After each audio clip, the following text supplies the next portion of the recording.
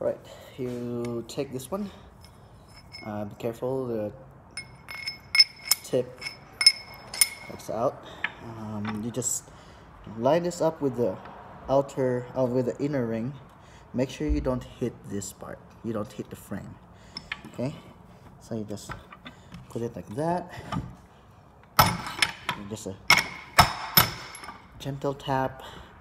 Make sure you do like a round robin tap, because you don't want it to be pushing out on one side and then get stuck on the other side. Right there, and it should pop off fairly easy.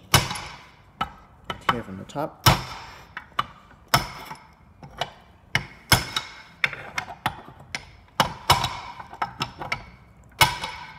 And it would be beneficial if you wear gloves while doing this, but I'm Asian, so who needs gloves, right?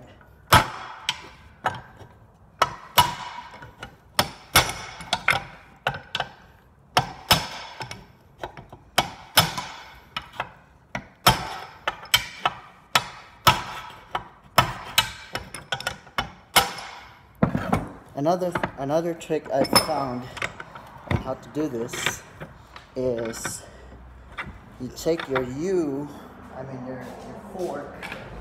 You take your fork, this is the one that you use for the ball joint, and you press it in here.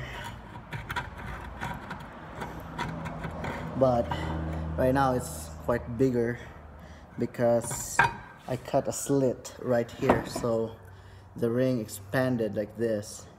But if you haven't cut it, you can take a fork like this, push it here, and it should catch. If you have a bigger fork, the better.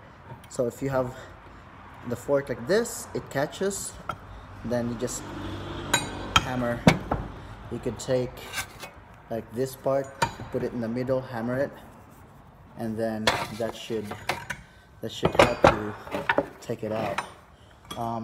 Another thing you can do if you don't have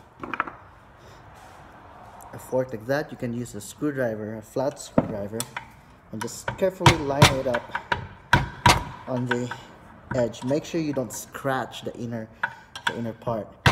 If you do scratch it, just go ahead and get 400 or 600 grit sandpaper, and you can sand it down just like that. Make sure you do both sides right there.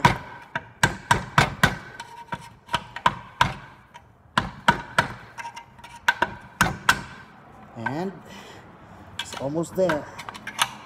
There you go. That is the inner ring, or the outer ring of this bushing right here.